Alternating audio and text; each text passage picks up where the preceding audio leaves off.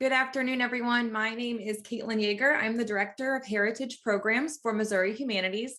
Thank you so much for joining us today for part one of our Cultural Resource Management series.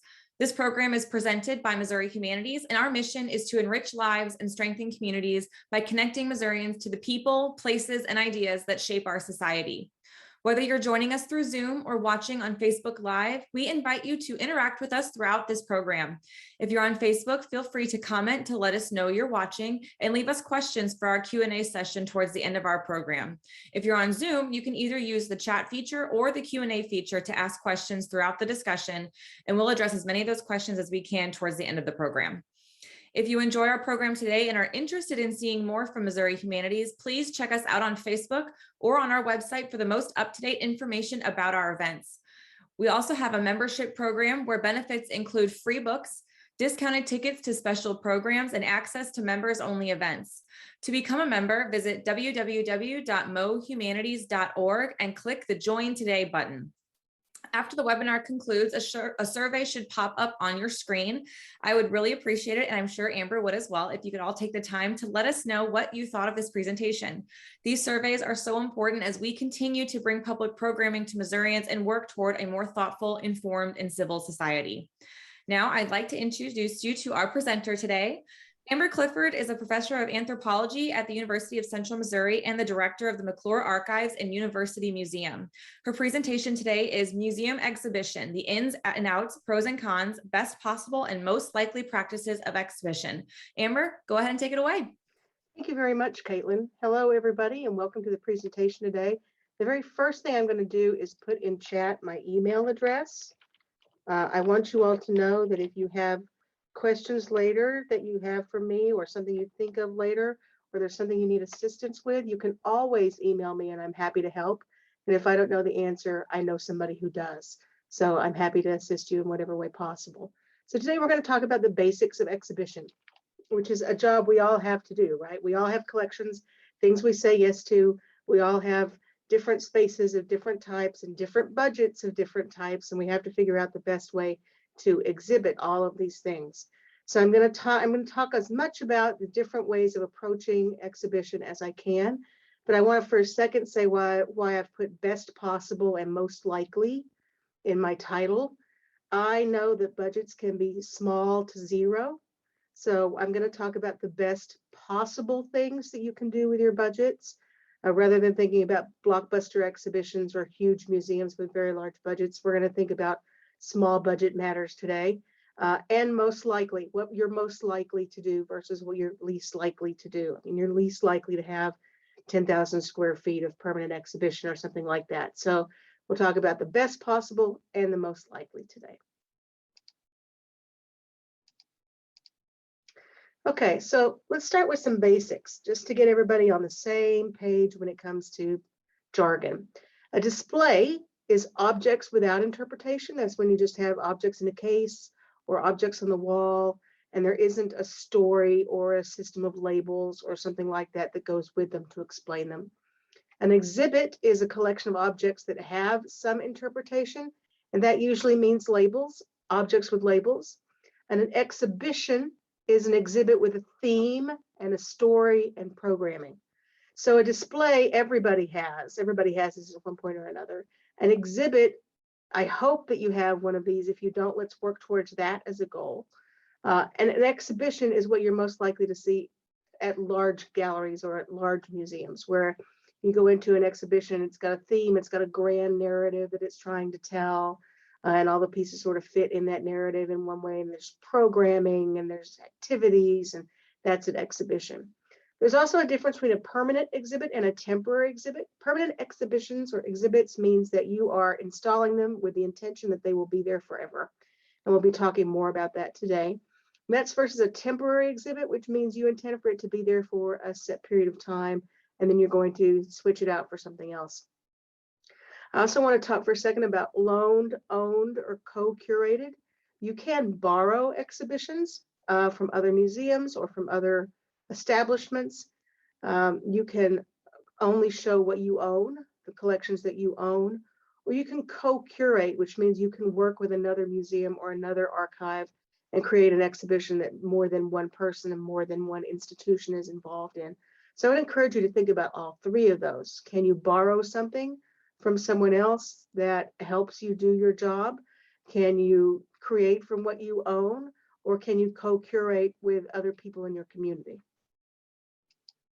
Okay, so what's the characteristics of a good exhibit? And that's the one we're going to stick with kind of today as the middle ground, the exhibit, the one with some labels. What's the characteristics of a good exhibit? Well, first, it should be safe and secure, which means we don't have somebody, who's going to put their elbow through something or knock something over, right? We want to watch out for visitor feet and visitor elbows and visitor bags, which is kind of the bane of my existence. I'm on a college campus, so backpacks ruin my day. You want everything to be visible, and that's going to be some minimum rules about the font and the signage. We will talk about those things today. You want it to be attractive. People like to be attracted to an exhibit. They like for something to draw them in. You can do that with color. You can do that with size. You can do that with light. You can do that with artifacts. There's all sorts of ways to draw people into a space, but you want to figure out a way to draw people in so that it's attractive. It needs to be a little bit entertaining. While we're all professionals, we're also all a little bit of Broadway. We're all a little bit of P.T. Barnum. So you need things to be entertaining in some way or the other. And I don't mean entertaining as in funny. It could be very serious, but something that entertains the mind, that takes the mind away from just wandering off. It needs to be worthwhile. Visitors need to leave your exhibit feeling like they learned something, even if it's something small or basic. They need to feel like it was worth their time, that they left it with something important that they didn't know before. And it needs to be accessible. And if you aren't sure what accessible is, I highly recommend that you look on Google for accessibility standards for museums.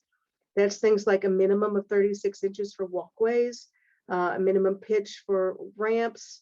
You want to make sure that things are as accessible as possible. And in the 21st century, that might also include bilingual labels. If you live in a community where there's a second language spoken commonly, that could mean access for guide animals and other animals. That could be any number of things. So you need to think about your community, who you're serving, and what accessibility means for that community. Might not even be a bad idea to have a focus group and ask those questions. According to Burkaw, G.L.S. Burkaw, who wrote a very famous book called Intro to Museum Work, exhibits also have to be in good taste. And I always ask what people think by the phrase in good taste. What do we mean by in good taste? Because I've already said you want it to be attractive and entertaining and worthwhile and accessible. What does in good taste mean? It means that you want to avoid the opposite of all those things. You don't want an exhibit that's ugly unless ugly was your purpose. You don't want an exhibit that's boring. You don't want an exhibit that people leave confused as to what was happening there or bored so that they go through there with tremendous speed. You don't want to do that. And you don't want something that visitors can't get to or can't read, or worse than that, can read and can't understand. So all of those things are in bad taste. So what are the parts of a good exhibit? There's the objects. There's the labels, which are sometimes called tombstones for those of us in the profession. Then there's presentation, like visual effects, lights. Also the placement of objects, where you put them and how you put them and what directions they look in. We'll talk about more of that later. Then you have to think about light, and you have to balance lighting, because light creates heat. Heat's not good for stuff. We know this. Heat's typically not good for visitors either. And if you are in a historic home or a building with poor HVAC that already runs hot in a Missouri summer, then a whole lot of spotlights doesn't help that any. But you have to balance that with making sure that your objects are visible, right? You can't have things in the total dark either. So you want to think about the best balance of light versus heat, of being accessible by sight to warming up a space. You have to think about security. You have to make sure that things aren't easily touched, or that they have some sort of barrier, or that you're creating what's called an invisible barrier. You have to make sure that it's where you can see what's going on in there, or where you can check it frequently. You need to have a floor plan. Some people don't think about a floor plan for an exhibit because we're most often just trying to get stuff in cases, right? We're just trying to get stuff done. And we don't often think about the floor plan. The floor plan is very important. And if you think carefully about a floor plan before you load in an exhibition, then what you'll do is create a floor plan that visitors naturally follow. You won't have to give them a lot of direction. They'll naturally go because you've planned it carefully enough. And an optional thing you want to think about is colors. Now, not all of us have the budget or the space, or if you're in a historic building, the ability to paint walls or change colors or things like that. But if you do, this can be a cheap but very effective way to change a space pretty quickly. If you look at this photograph, this is a photograph from the Smithsonian. Gold standard, I know, but I want you to just pay attention to where the light is and where it is not, where there's dark spaces and where there's light spaces, the placement of things at certain levels, the floor plan that's very clearly intentional.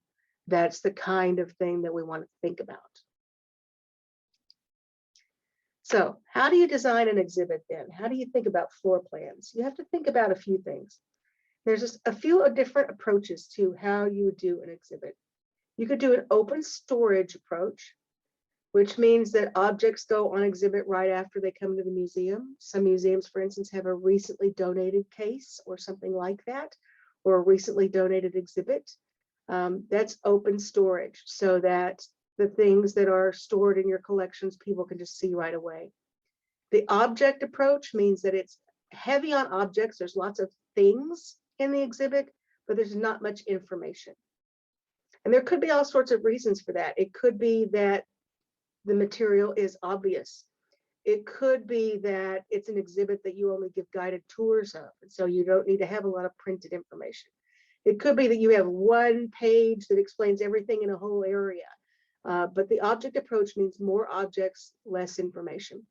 The idea approach means emphasis on information, low on objects. So you have very few objects to explain a very big story, okay? And the focus really is the story, not so much the individual objects. And then you have the combined approach where you're trying to hit a balance sort of between the objects and the interpretation. We're trying to balance out these two things. Sometimes exhibits that have a label for every object, they're trying to achieve this balance. Sometimes it works, sometimes it doesn't. But what you have to do with these approaches is figure out what's best for you, your budget, and your stuff. What's the best approach for your museum to take? Because all of these are valid and all of them are useful. And you may want to take advantage of more than one of them. You also have to think about institutional demands. I work at a university museum. Sometimes I get a memo from somebody else saying, I need you to have da da da da on display.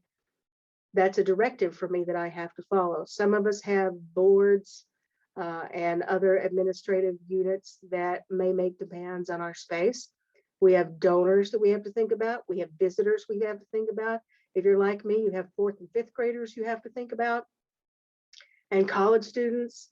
And outside visitors and travelers in the summertime. And so you have to think about all these different demands on your institution and which of these approaches best fits the demand, which of these approaches is best for the people that you are dealing with on a daily basis. Let's talk about permanent exhibits or exhibitions. This is a sketch or rendering of what's going to be the Harry Potter Museum. It's going to be permanent. There's going to be one Harry Potter exhibition that is permanent. Museums often have permanent exhibits in order to maintain either a particular interpretation, a particular story, or because of visitor demand, or because of institutional concerns. When I say institutional concerns, I'm thinking particularly about those of you in historic buildings or historic homes, or those of you who are running county historical societies, where there may be a particular story or a particular building that you need to tell the story of. We were trying to tell the county's history, and that has a sort of static design in the place where you are. There's nothing wrong with having a permanent exhibit. What you have to do, though, is regularly critique them and maintain them. Just because it's a permanent exhibit does not mean it shouldn't change a little bit over time, because the interests of your visitors is going to change. The technology is going to change. Things get dusty. Things get too much exposure to light and heat and need to be taken off exhibit, rotated off and rotated on. You have to critique what you've got on a regular basis, at least yearly, I would say. You need to walk a permanent exhibit, you and 2 or 3 other people, and really think critically about what you might need to change, what might need to be rotated out, what needs to be updated, how you might change the floor plan if you need to, those sorts of things. You really, with a permanent exhibit, need to think clearly about critiquing it on a regular basis. And what if your permanent exhibit is no longer correct? What if there's some new history that has come to light and your permanent exhibit is no longer accurate, or it no longer tells the complete story, or something like that? Well, you can add to permanent exhibits and you can subtract from permanent exhibits, especially if it's a permanent exhibit that you have installed. So just because they're largely static does not mean that they're entirely static. So you should feel free to make adjustments, because as long as you're keeping that permanent exhibit timely and current, you will continue to have visitors come in. But if they come in and they remember the exhibit looking exactly like this when they were in 4th grade, or when their kids were in 4th grade and their kids are now 25, then you have a little bit of a problem, because you're not changing well enough to keep a rotating group of visitors coming in and out. People are seeing the same thing over a 25 or 30-year period. They're not going to come back. They're going to come one time with their school group or one time with their family, and then they're not going to come back because nothing is different. Okay. Temporary exhibits are called the show business of a public museum. Sometimes these are rented or loaned from somebody else. Sometimes they are your material. Temporary exhibits are up anywhere from a couple of weeks to a couple of months to 6 months to sometimes a year, but normally not quite that long. Normally it's 6 weeks to 8 weeks for a temporary exhibit. They're often rented or loaned, and you can do that. There are even loaned exhibitions that you can get at no cost. For those of you who are interested in loaning exhibitions, the state has several areas where you can get temporary exhibitions. The State Archives, for example, has free exhibitions that you can borrow. So think about that for your space as a way to bring people in for a temporary show. The key to temporary exhibits is publicity, because they may not reflect your collections. They may reflect something slightly different. So I know, for instance, that the State Archives has one about how the state grew and developed, and it's done in maps. Well, you may not have a collection of maps, and the history of the state of Missouri may not be what you do, but it may be for a summer, a way to get people in the door, or it may be during the school year, a way for you to partner with schools and bring them in to see these particular maps at a particular time. You can't do that without publicity. So you've really got to work hard, get that information out to your community. I highly recommend doing a flyer with PowerPoint or Microsoft Word or something like that, and sending it to schools, sending it to community newspapers, sending it to magazines that serve large swaths of Missouri, like Missouri Rural Magazine or the Missouri Electric Co-op magazine, right? Send stuff out so that you can get it to the people who may need to know that you have something new and fascinating for them to see that's only going to be there for a short period of time. So these temporary exhibits can be points of community interest or debate or controversy. And frequently, if you pick something that's debate or controversial, you're going to bring even more people in because it's something that they want to discuss. So you can even have community forums where you discuss the exhibition. It's a great way to get your community involved, no matter how small your institution might be. Okay, now let's talk about directionality and floor plan. You can guide a visitor any direction you want. You can do this. With a well-planned floor plan, you can make a visitor go any way you want them to go. There's a lot of ways to do this. One of the ways is with signage. So if you have, for instance, let's say that you make labels, but you make some of them arrow shaped, so they point in a particular direction. Your visitors are just going to follow that arrow right to the next spot. Just without thinking about it, they're just going to follow it. If you have labels that are in bold type, where it's somewhere you want them to go, they're going to be attracted to the bold type before the regular type, and they'll go right that direction. Things that are odd shapes. circles, oblong, and they're going to go to those signs. I would stay away from, however, what I call creative fonts. I know that they look really cool, but they are difficult to read, especially for people with low vision. And they can detract from your object because people are paying so much attention to the font. Colors are another way to do floor plan. People don't like to go in dark areas. They like to stay in lit areas. So if you turn off the lights where you don't want them to go and turn up the lights where you do want them to go, they will stay in the light and follow that floor plan and avoid darker areas. You can also do this with directionality. Directionality can be done with your objects. Let's say that your object has a clear front and back, and you want them to go from right to left, right? The opposite of the way we're used to reading, that you want the person to move from the right to the left, and you've got an object that has a front and a back. Put the front on the left, put the back on the right, and they will move from the back of the object to the front of it, because that's naturally what the brain will do.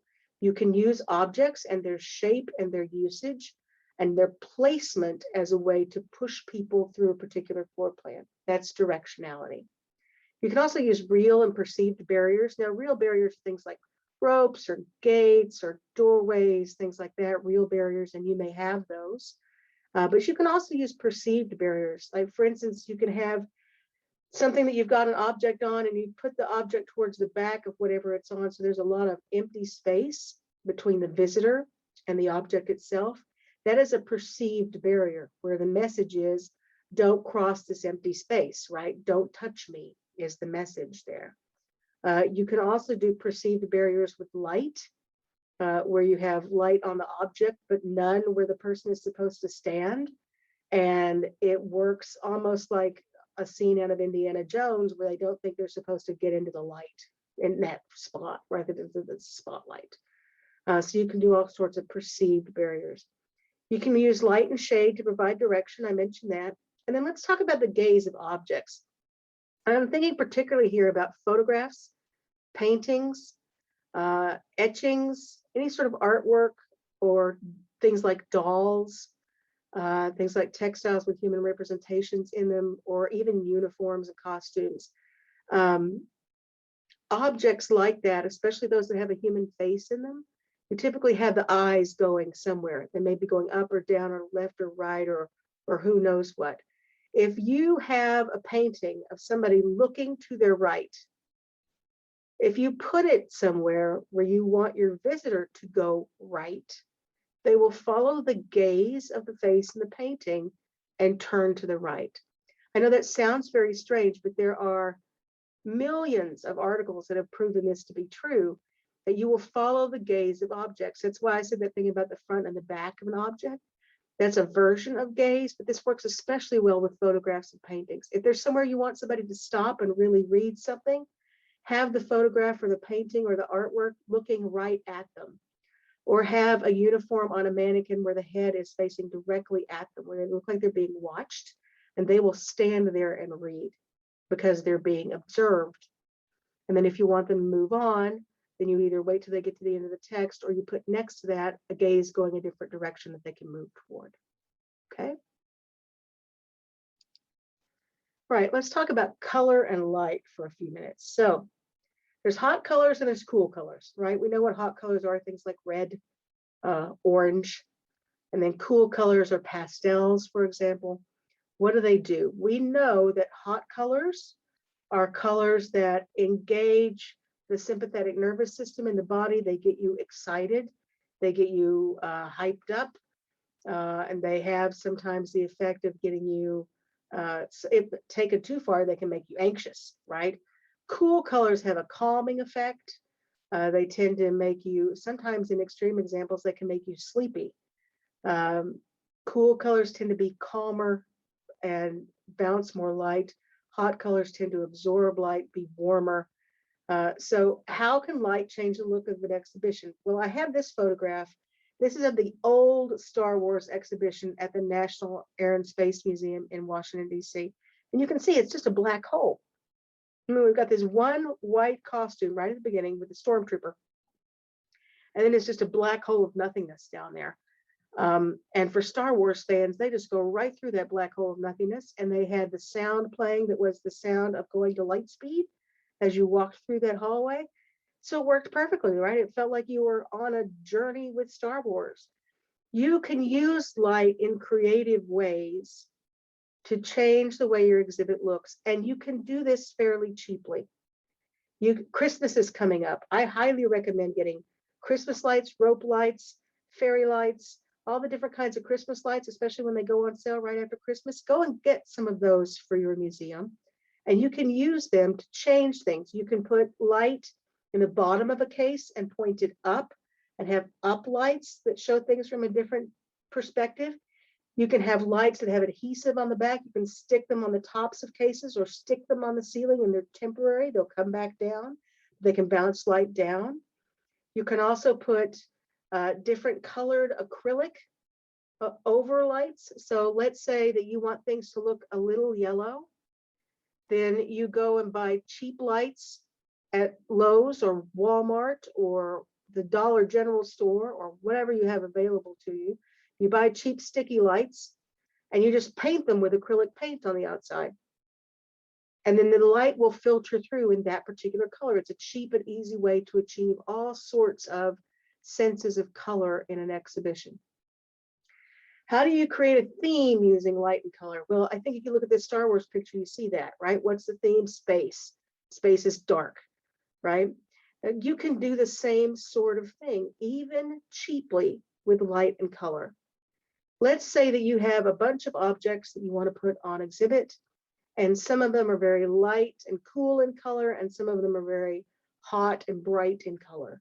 What you want to do is put the ones that are bright and hot in color in the places that are the parts of the exhibit where your visitors normally walk past or skip, because it will attract them that way.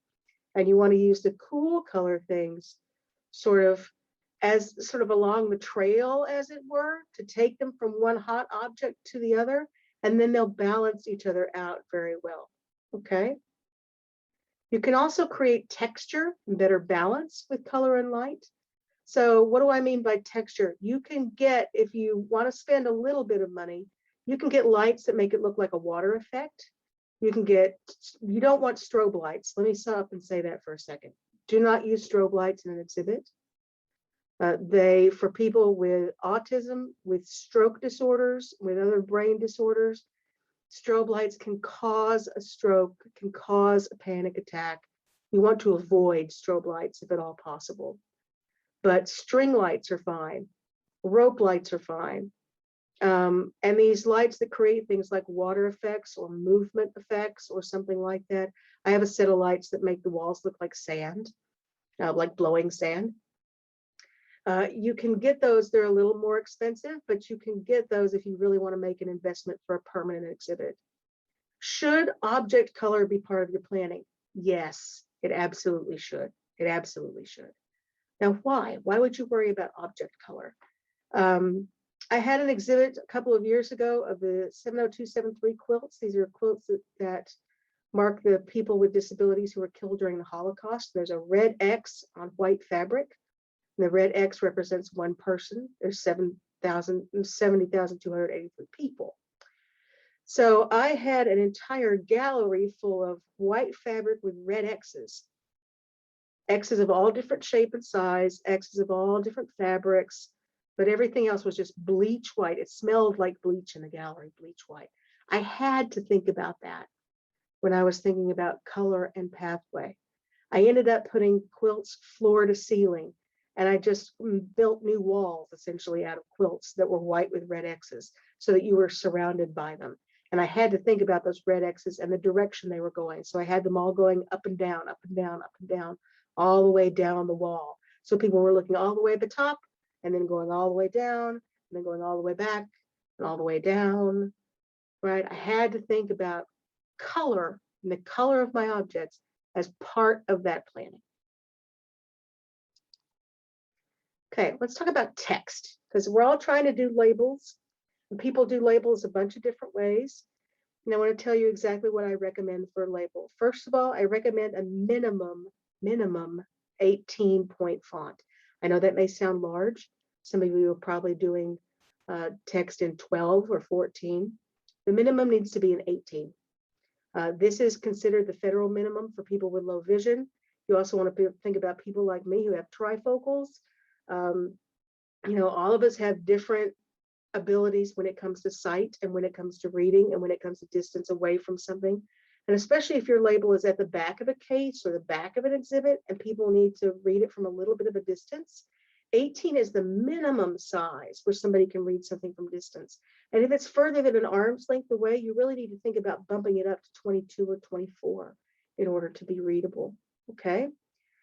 Your language. When I say language, what do I mean? You don't want to get colloquial. Don't use contractions in labels. Don't use y'all or folks or something like that. You want to sound very textbook proper, for lack of a better phrase. If you're not sure if your label sounds that way, ask somebody else to read it for you. I highly recommend reading labels out loud before you print them. I really recommend that, reading them out loud, because then you can hear problems that you might not see when you're reading. And then last but is accessibility. You have to make sure that your labels are accessible so that they can be read, because people will speed through an exhibit if they can't read anything, because they don't want to look stupid. They don't want to look like they can't, even if they actually can't. So they will speed through. They will take that art exhibit stance where people cross their arms behind their hips and walk around and rub their chin and look at stuff, but they won't read anything because they can't see it. So you have to make sure that it's accessible to everybody. You need to think about objects and about visual balance. You don't want to have a tiny object and a huge label. You also don't want to have a tiny label and a huge object, unless you're using them as a way to do your floor plan, right? If you go from large to small, people are going to focus on the small in the middle. If you go from large in the middle to small on the outside, people will go up the hill and down the hill. So if you think about texts and objects, labels and objects, and you plan things sort of that way, you can lower or raise things so that your visitors are getting a feel for flow, for lack of a better word. You need to think about line and balance. Most exhibit labels need to be, if they're on a wall, at about 5 feet 5 inches, no higher than 5 feet 7, no lower than 5 feet 2, because then you're too low. If you're doing a children's exhibition, you can lower it to 5'2", but 5'5" is the industry standard. That's about where you want to be. That's where you want the midline of your label to be, or the midline of your text to be, at about 5'5". If you can put the midline of your objects at about that, fine. But if you can put your objects on any line with that, that's fine. You just want to have some balance between your objects and the text. And you want to make sure that they're close enough together and balanced that people know which text goes with which thing, or which text is meant to be an entire gallery or an entire room or an entire building. Okay. You also want to make sure that people can maintain some personal space. I think we've all had the experience where you go to a museum, because if you work in museums, you love them, where you go to a museum and you got 400 people trying to read the same label, and everybody's crowding each other, everybody's shoulder to shoulder, and everybody's getting angry and frustrated because you can't read because so-and-so moved, and da-da-da-da. You really want to avoid that, right? I mean, we expect that in blockbuster exhibitions, but you really want to avoid that in your exhibits. So space things out enough that people have some personal space to read and move on, rather than be clustered around something for a long period of time. What grade level should your text represent? Somewhere between 5th and 8th grade. I know that that sounds low, but you don't know the educational level of your visitors. Could be high, it could be low. Now, if you've done studies of your community, or if you know your community well enough that you know what the average grade level of reading is, then you could bump that up or bump that down, whatever you needed to do. But a good base is 5th to 8th grade, right in that sort of sweet spot where you get to use some bigger words, but you don't get to get too wordy, where sentences still stay pretty basic, where you still got a main idea and a couple of supporting sentences, because that is a system of text that people are accustomed to and comfortable with. So they will feel like they understand it without feeling like it's dumbed down. Okay. And then I've mentioned creative fonts. Let's try to stay away from those. Creative fonts just get you in trouble. Vitrines and cases. So vitrines are clear boxes that go on the top of columns or pedestals. That's a vitrine. And then there are cases. You can have floor cases, you can have vertical cases, you can have cases that hang on walls, all sorts of cases. Humans like to lean on cases, visitors like to sit on things, and anything that they can lean on or sit on, they will. So you need to think about that when you're building an exhibit. If you have a vitrine, they're going to lean on it or touch it. They just are. So you need to think about how you've got that vitrine attached. If you do have it attached, if you don't, do you have a barrier? If you have a really low case, you want to make sure that people know it's not a bench. I've seen people sit on cases before. I've seen people try to sit on my cases before. You have to watch out for that. You need to think about accessibility. And can people get in between your cases and beyond? Can they get around everything? You need to think about the size, the shape, and the space that your case takes. If you have a very large case and you fill it with tiny, tiny things, you are likely going to overwhelm your visitor with all the tiny things. It's too much to look at in too large a space. Balance that with something large. Put something large in the case along with a selection of small things, because then you look like you've balanced big and small. It's easier on the human eye. You need to think about size. You need to think about shape. You don't want a case full of everything that's round. Like, let's imagine you were building an exhibit called Everything Round. That's super. But you don't want to fill a case with, let's say, bouncy balls, because the human brain and the human eye is going to get tired. So you need to think about how you're going to use your space in a way that still takes advantage of light and color and placement and balance. Okay. Light in a case can be dense or it can be permeable. So dense light, I have some cases with dense light. They have these permanently installed lights in the ceilings of these cases in my hallway, and they go straight down. If I put anything on the top shelf, it blocks the light, and the things on the lower shelves get no light at all. So I have to put whatever's on my top shelf in between the lights and hope that they can get some light from whatever bounces around in there, so that the light filters all the way down. That's some dense lighting up there. You can also have permeable lighting. I have in my gallery spotlights. That's permeable lighting, because you can move them around, twist them around, have the light focused in one place or another. If you have both of those, like I do, I feel pretty lucky to have both of those kinds of things. Sometimes dense works better than permeable. If you only have one kind or the other, just make it work for you. Use some color. Maybe use some additional lights that you buy at the after Christmas sale and put them in there to use light in different and more creative ways without spending a lot of money. Should visitors be allowed to touch some objects and under what circumstances? Lots of people have educational stuff. They're usually thinking of for kids to touch, but adults love to touch stuff too.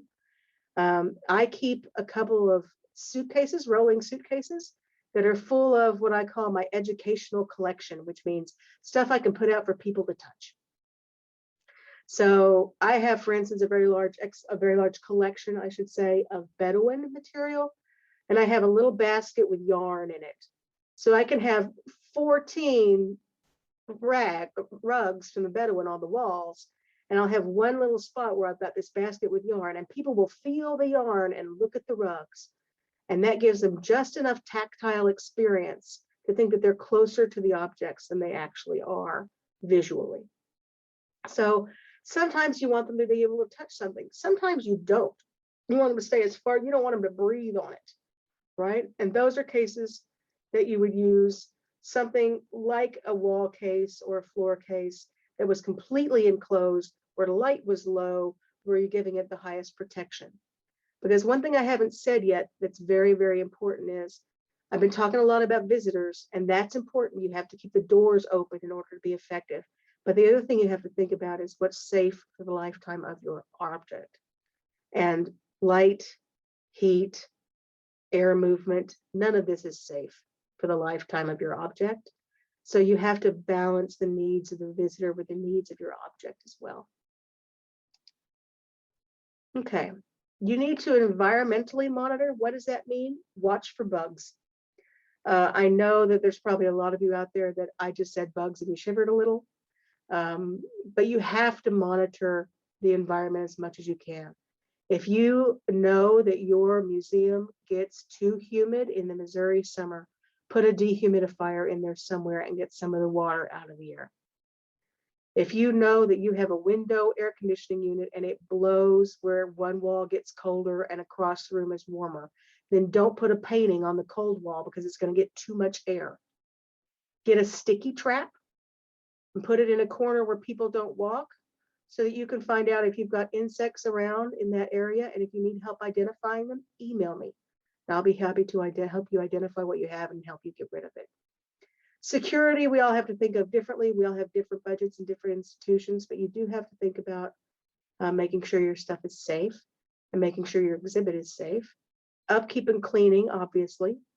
Affixing labels. How do you put a label on a wall that you can't, I mean, you don't want to take a label and a nail and just nail that label right on there, because then number one, you've damaged the wall permanently, and number two, it doesn't look great, right?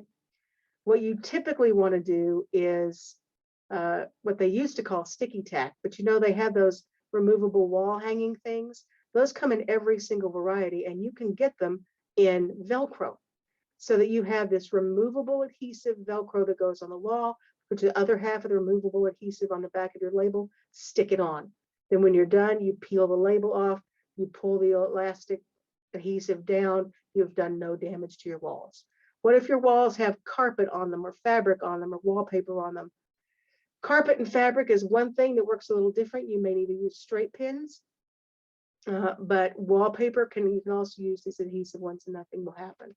You want to avoid glue unless you're using hot glue to put things together, but don't use like Elmer's glue because bugs love Elmer's glue.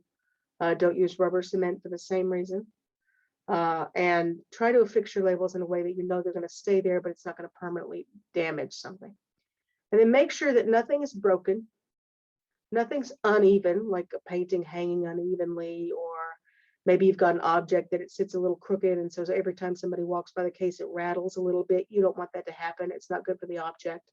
So put something under there to brace it so it doesn't shake back and forth when you walk by. And that nothing is blinking. Now, what do I mean by blinking? I mean, you don't have lights that are going out. You don't have, I saw an exhibit once of toys, and somebody had put batteries in all the toys, thinking that they were all push button and you had to push the button to make the toy move, but some of them just stood there and blinked all the time, that they were on, and it was annoying. So you want to check for things like, are there things blinking? Are there things making noises? Are there things that might be more annoying than beneficial to your exhibition? And last but not least, for a good exhibition, you need to do evaluations. You can do this in-house yourself. You don't have to have somebody external come in and evaluate an exhibition, an exhibit. And I know when you read the books, that's what it says. Somebody external should come and evaluate your exhibit. But you can do that yourself. You can do that yourself. What you want to do is walk through your exhibit as though you've never seen it before. You want to question the effectiveness of it. Does it tell the story you want to tell? Does it explain the things you want to explain? You can ask visitors in a survey, or you can just ask them as they go out the door. What did you think of the exhibit? Did you like it? Did you not like it? What did you like the best? What did you like the least?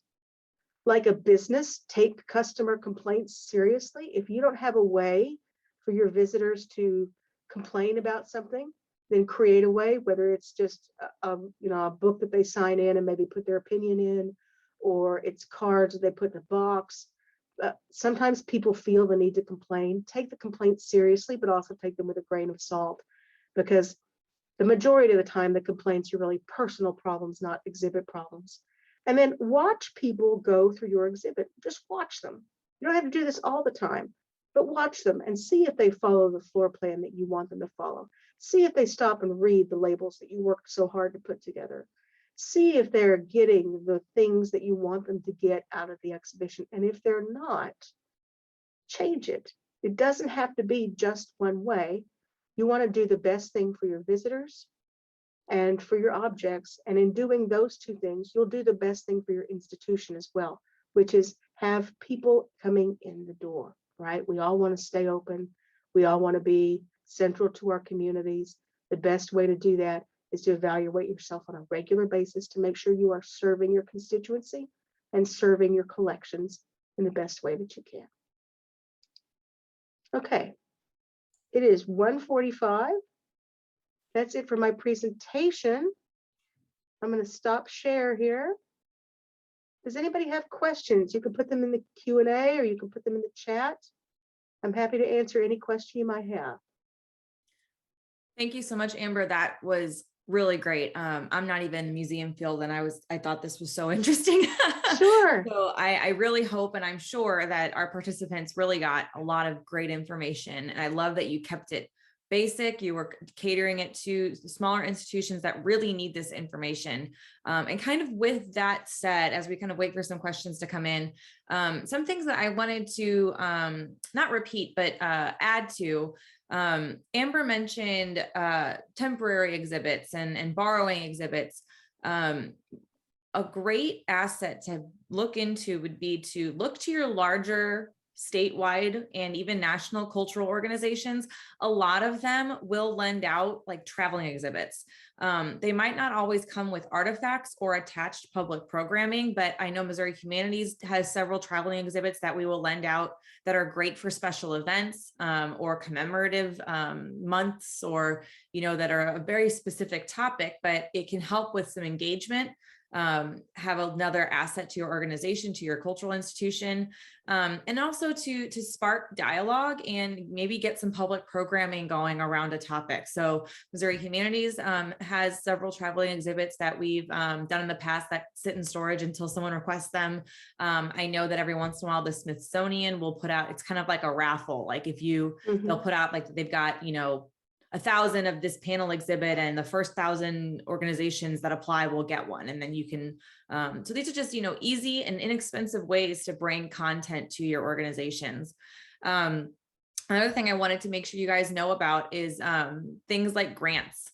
A lot of grants out there are willing to fund, not so much, I'm not sure if it's easy to find a grant for acquisitions, but a lot of places will supply grant funding for storage materials or exhibition materials, or to help offset the cost of hiring somebody temporarily to write museum content, to buy supplies, to build an exhibit. So if you're a small museum or historic house and you are looking for just some seed money to get you going on an exhibit, Missouri Humanities gives out grants 4 times a year.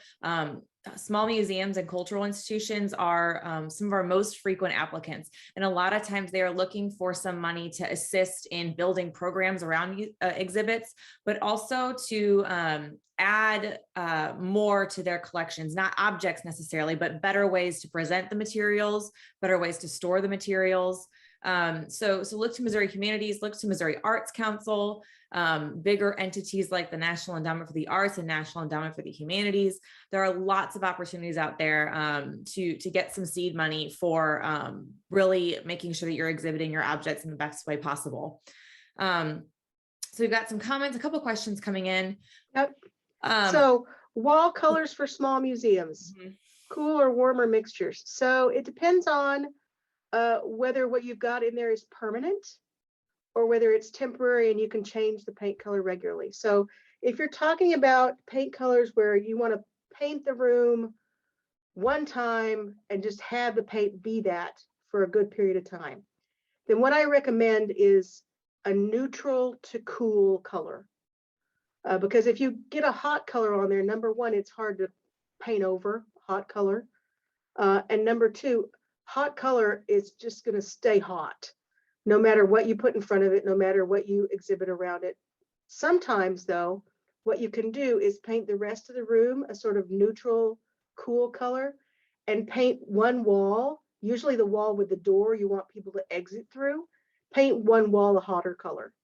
So if there's a direction you want them to go, if you paint that wall a warmer color, then they'll be attracted to the warm color and it will pull them through a space. So let's say that your visitors come to visit, but they don't get all the way to the back of your historic house or your small museum. There's a room they don't go in that's open and they act like they don't know it's open. Put a warm color back there, put a hotter color back there, and it will pull them through back to the hot color before they turn around and come back out.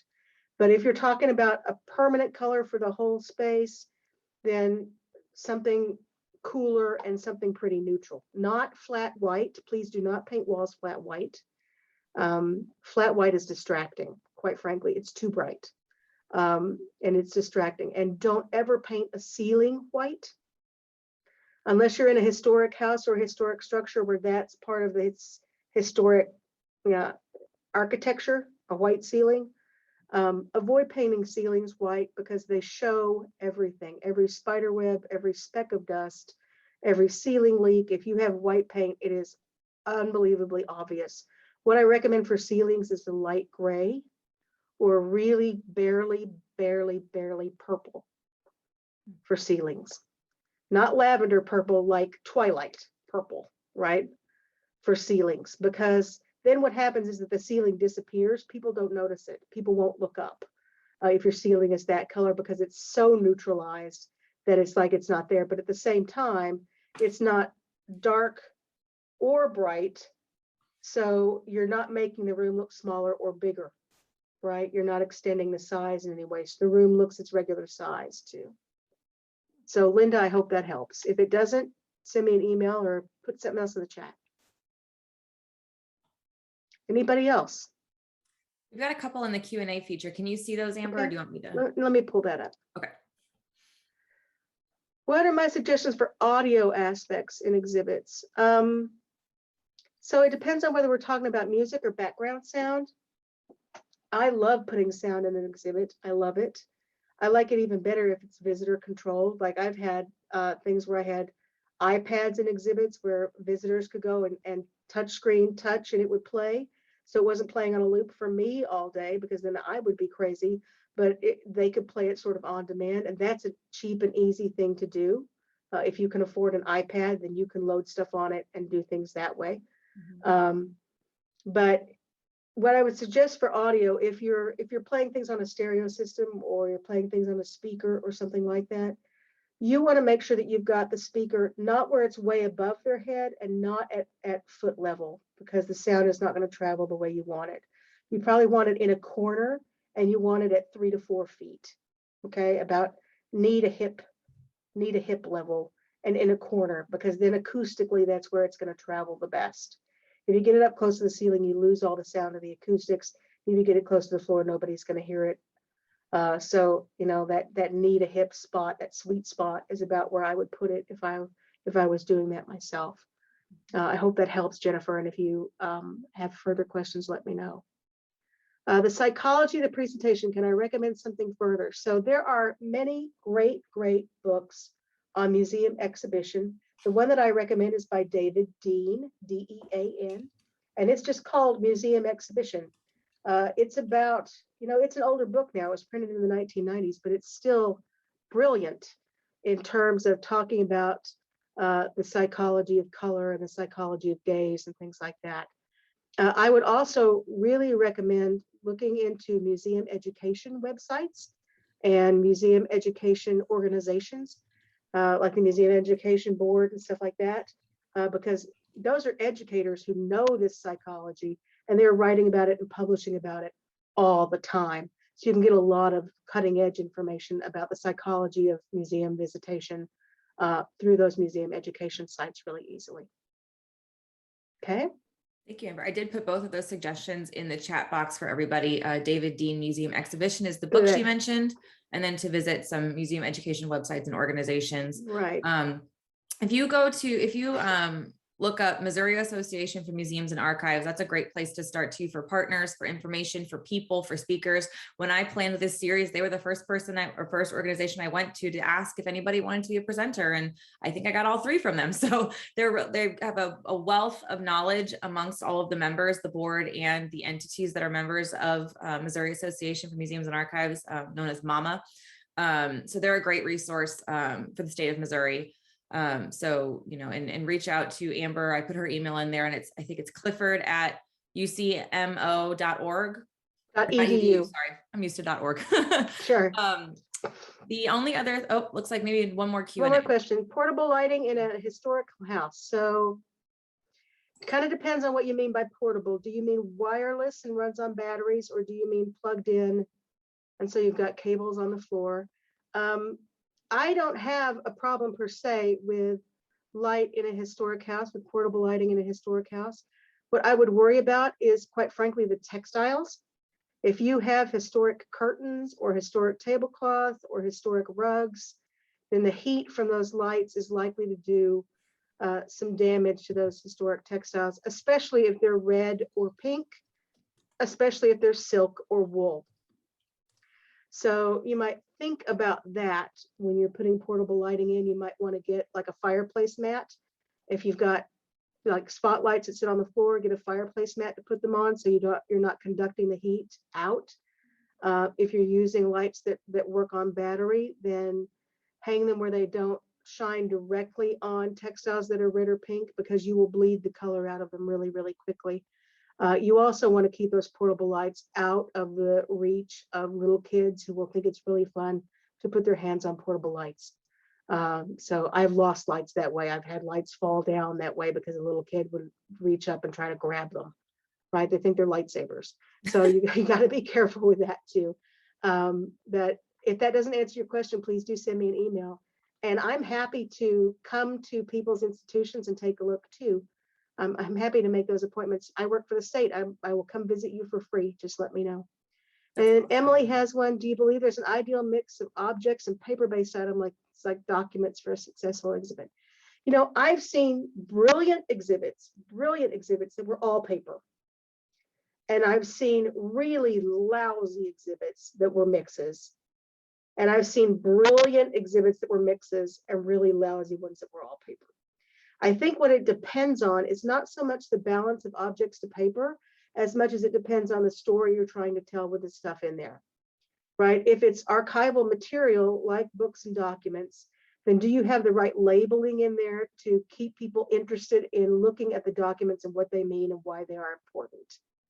Or do you need to add an object or two in there, not just to balance it out visually, but also to heighten interest in the document, right?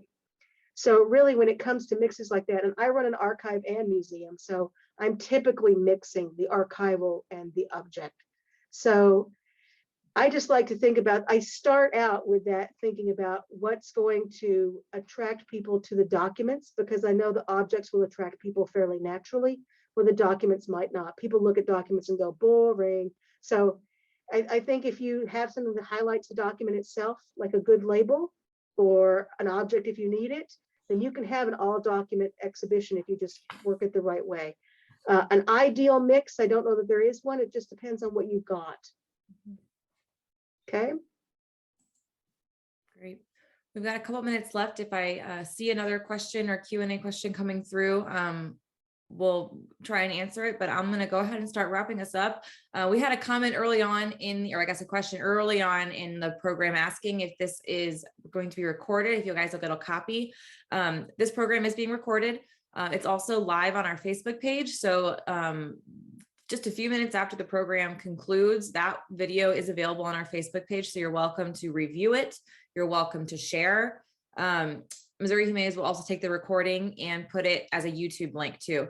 I'd be happy, once the series ends, I'd be happy to send all 3 YouTube links of these presentations to all of those that registered. And you can use those to help your own museums or organizations, or share those with anybody who you feel might find them beneficial.